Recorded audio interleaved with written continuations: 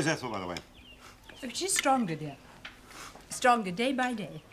Eating 3 hearty meals a day in bed, I suppose. Oh, that's hardly fair, dear. Influenza is extremely weakening. Can you get it in the head? What, dear? That's where Ethel's weak, isn't it? I'm foolishly impertinent, William. The real pity about Ethel's influenza is that it spoiled her plans for the village hall play. Yeah. Village hall plays are a tradition, dear. Who's putting it on instead? The Literary Society.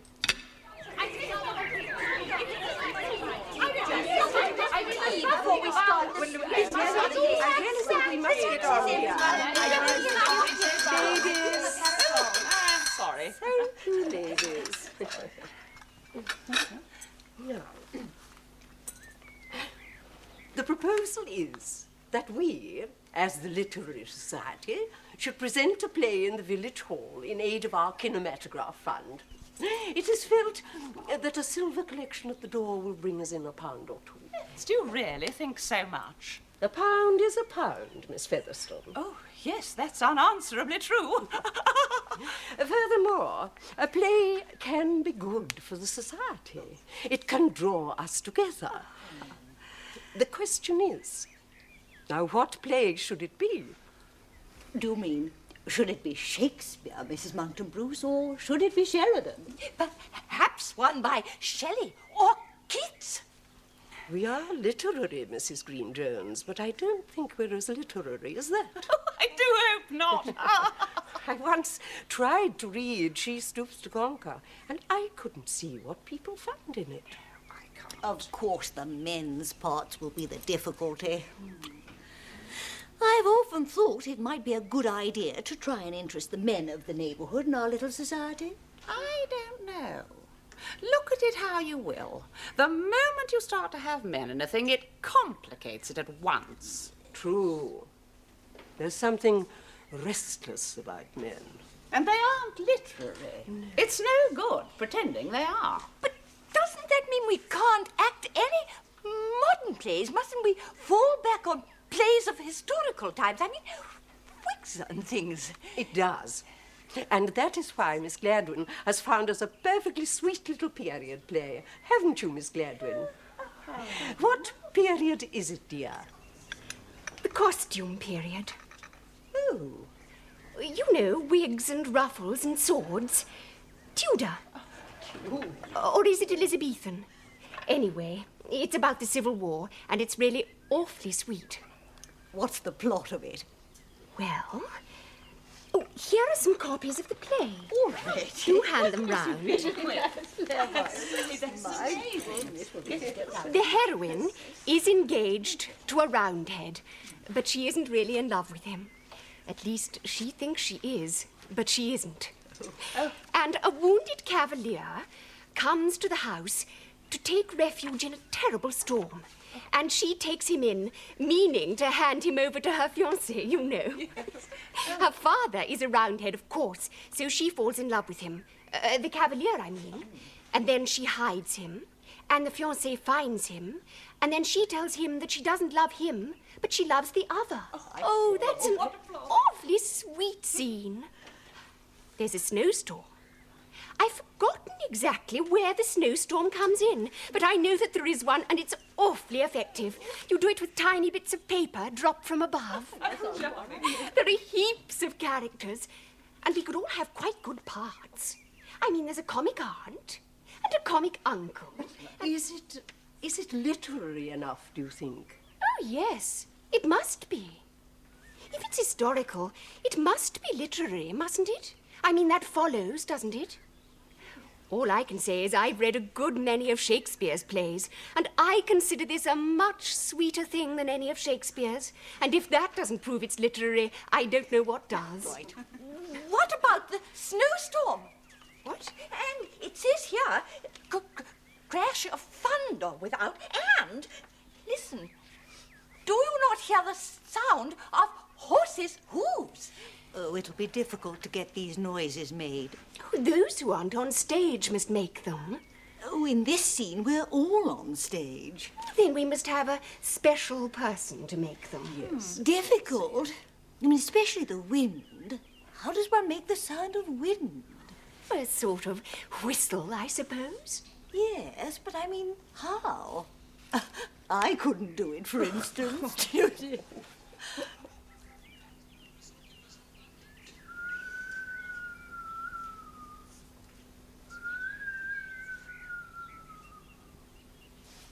What was that? Oh, it's only a boy. It's that rough-looking boy one sees about so much. Not William Brown.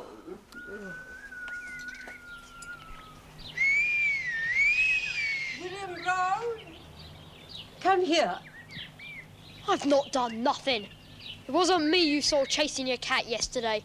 Come here, William. I want to ask you something.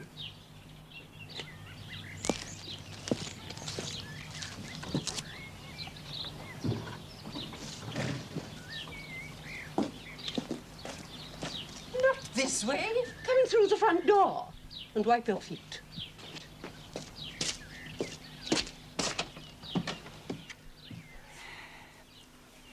Mrs. Monkton Bruce, are you sure about this? Of course I'm sure.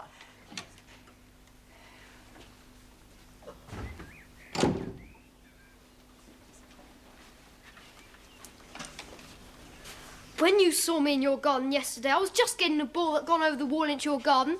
I was simply trying to save you trouble by going and getting it myself, rather than troubling you by going to the front door. Oh yeah, and that apple was one that I found lying under your tree, and I thought I'd pick it up for you, just to help you keep the place tidy, because it looks so untidy with apples lying about. Here to talk about Mrs. Green-Jones' garden. And those stones you saw me throwing at your tree were just to kill grubs and things, what might be doing it harm. I thought I'd throw stones at your tree to keep your garden nice, to kill the bugs and things, because they were eating the bark. William! Now, you were whistling as you walked along the road, were you not? Well, I bet I was hardly making any noise. Besides, there's nothing to stop folks just whistling as they want to in the street. I wasn't doing any harm, was I? Just whistling in the street. If you've got a headache or something and don't want me to do it, I won't. Not now, I know. But you needn't have brought me in just to say that. Listen. If you'd shouted out the window, I'd have heard you all right. Besides, I don't see you can blame me. No, Just for it is not that, William. Do stop talking for 2 minutes and let me speak. We were interested in your whistle, William. Now, would you kindly repeat it in here so that we can hear again just what it sounds like? I can do a better one this way. No, not that. I warn you, I shall have hysterics if he does it again. I've already fainted and nobody noticed me. I would be answerable for what happens to me if that boy stays in the room. No, send him away. Send him away and let's imagine the wind. Oh, let's leave it to chance. There may be natural wind that night. It's quite possible. William, it was a gentle whistle we wanted to hear. A whistle like the wind in the distance, a long way in the distance.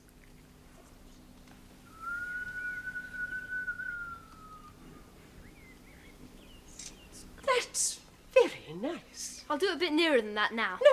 No, that's as near as we want. That's just what we want. Oh. Now, William, we are going to get up a little play, and during that play, the wind is supposed to be heard right in the distance, a long, long way in the distance, William. It's a very distant wind indeed, William. Now, as a very great treat, we may let you make that wind, William. Of course, it'll take up a good deal of my time. I don't know quite as I can spare all that time. Well, of course, if you don't want to help in a good cause like I don't this. mind helping. All I meant was it would be taking up a good deal of my time when I might be doing useful things for other people. For instance, I often pump up my uncle's motor tyres for him. He always gives me 6pence for doing that. We will be pleased to give you 6pence for being the wind, William, and any other little noises that may come into the play. Thank you. Will you attend the first rehearsal? Yes, thanks. Thank you. Don't you think we could find a quieter type of boy? Yes, but it was. It was a very good imitation of the wind. I mean, of course, when he did it softly. Wouldn't a quieter type of boy do? For instance, there's that dear little Cuthbert Montgomery. But he can't whistle. I'm afraid you'd always find that the quiet type of boy couldn't do such a good whistle. All right, Stay. Check your stride, fair maid, O maiden fair. Oh, Sir, you are wounded. aye, and in the service of the noblest sovereign gentleman of all, my liege, my life, my royal. Oh! Stay there, fair maid, or I will run thee through. I think from your appearance you are Roundheads. Sir, let me staunch your wound. William, will you stop dropping nutshells on the carpet? Sir, let me staunch your wound. Alas, Oh, alas. May I not call my father? call him not. I must. I must. Hark, what is't? It is the gentle breeze. William, if you can't learn to do a quiet whistle, we won't have you at all. Wasn't that quiet? Seemed to me to be such a quiet sort of whistle, I'm surprised you heard it at all. Well, I did. We all did. And it's giving me a headache, so don't do it anymore. In fact, the whole thing's going so beautifully that I think you can go home now. All right, I will.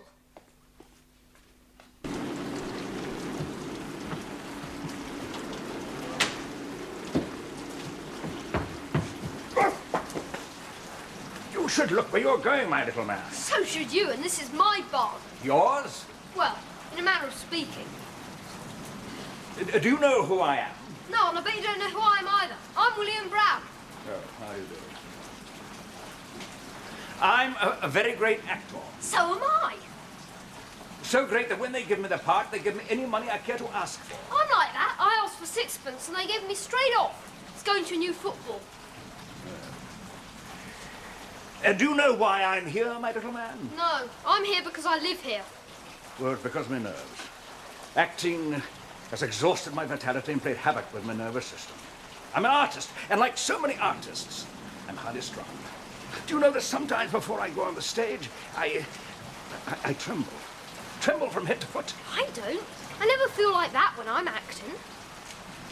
But I'm always the most important person in the play I'm acting in. So am I. I'm like that. I'm the most important person in the play I'm in now. They're all women, so they had to get a man in from somewhere to play the hero. Would you like to see a program of the play I've been acting in London? Is that you, Giles Hampton? Yes. Yes. That's where my name's going to be printed in our play. Oh, what play is it? It's called The Trials of Love. It's for my football and their cinematograph. When is it? Dress rehearsal tomorrow, proper acting the day after. May distinguished strangers come to it? Anyone can come. You've got to pay, though. The rain stopped. Well, so it has. Well, I must certainly come and see you play the hero. I must certainly...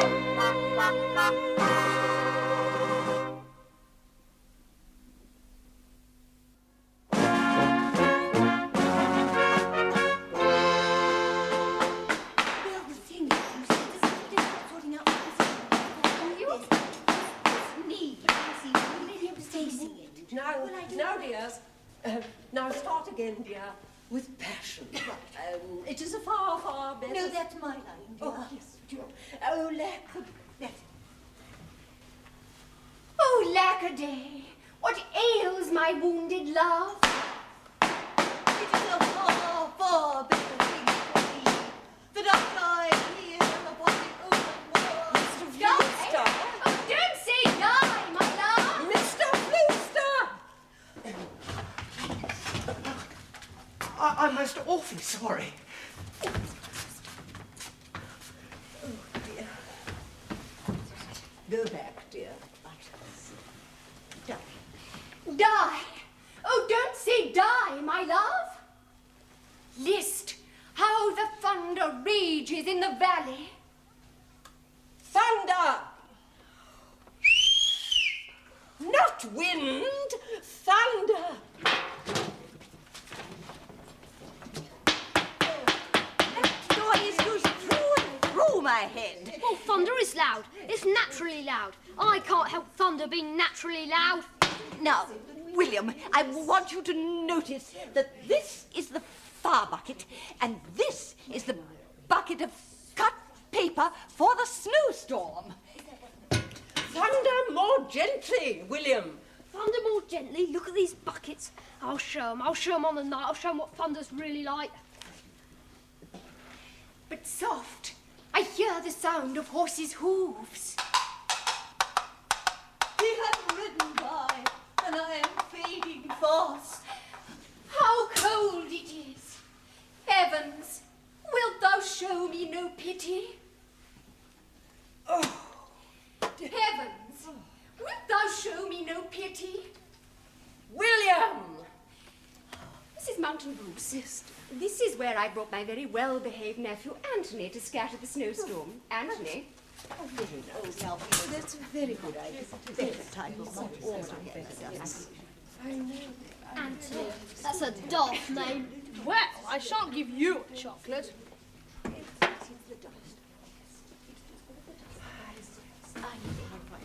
Little hitches of this sort are a sure sign that the real performance will go off well. Have you heard Sir Giles Hampton is in the village? Who? Sir Giles Hampton, the famous actor. No, who told you? What for? He's had a nervous breakdown. And he's staying at the inn here because of the air and because he's supposed to be incognito, but of course everybody recognizes him. As a matter of fact, he's telling everybody who he is because he's not really keen on being incognito. Actors never really are. They get frightfully mad if people don't recognize them. What's he like to look at? Tall and important looking. Do you think he'll come to the play? Mr. Flust. I'm most awfully sorry. Oh, dear. Now, can we go on from where we left off? He hath ridden by, and I am fading fast. How cold it is! Heavens, wilt thou show me no pity? Oh, splendid, Anthony. Absolutely.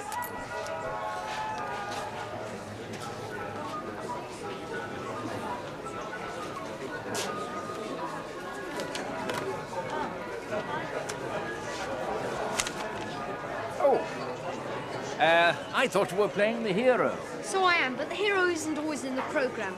Not in the newest sort of plays he isn't. Come on.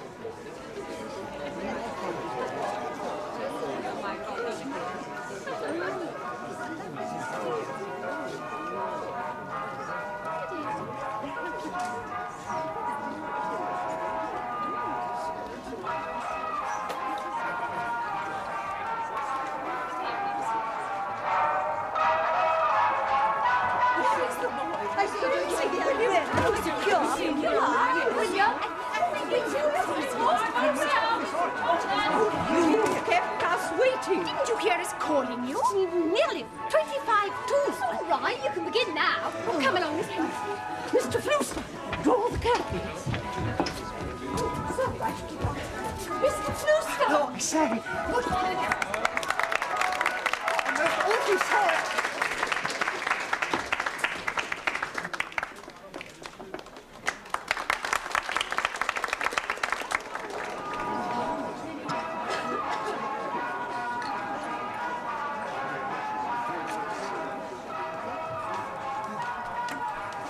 Well done, William. What a quiet, restrained boy you've been.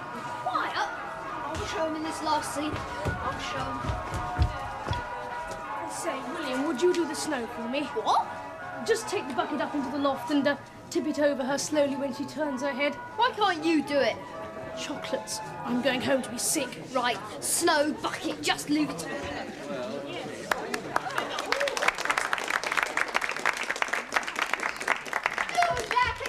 Against my wounded love. It is a far, far better thing for thee that I die here upon the open moor. Die? Oh, don't say die, my love. List how the thunder rages in the valley.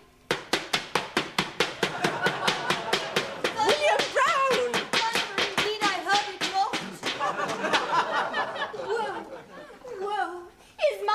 slipping from me.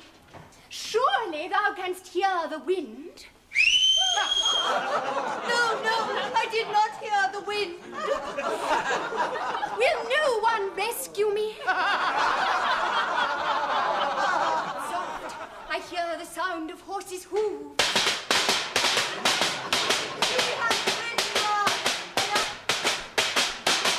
Mr. Brewster, can you do nothing? Can you do nothing about it? I'm most awfully sorry. Nothing. All right, Snow Bucket, just leave it to me. Crumbs, it's jolly heavy. Water? I thought it was torn up paper. I know, change their minds at last minute. It's not snow, it's rain. What am I going to do? My beard's coming off. Keep going. But Soft, I hear the sound of horses' hooves. He hath ridden by, and I am fading fast. How cold it is! Heavens! Wilt thou show me no pity?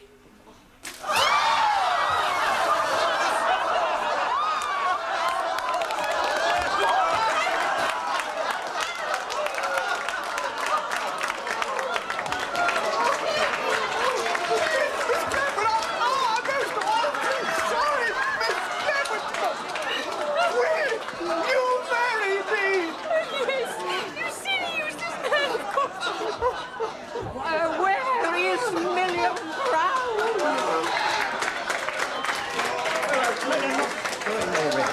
I will not, of course, the final scene was the grand finale, and I had meant to present this to you afterwards, but will you please accept it now? Crumbs! A football! Yes! As you see, ladies, our little play has succeeded in its object. This magnificent new kinematograph machine was delivered here at my house this morning. There came with it a note, which reads as follows. My dear Mrs. Bruce Monkton Bruce, your little play has completely cured my nervous breakdown. It will be a precious memory to me for the rest of my life. Oh, isn't that wonderful? I am going back to London, cheered and invigorated. Yours, etc., etc., Giles Hampton. Isn't that splendid? Absolutely splendid. As for what should be said to William Brown, should one meet him in the street, I think nothing. He's just a noisy and a very bad-mannered boy.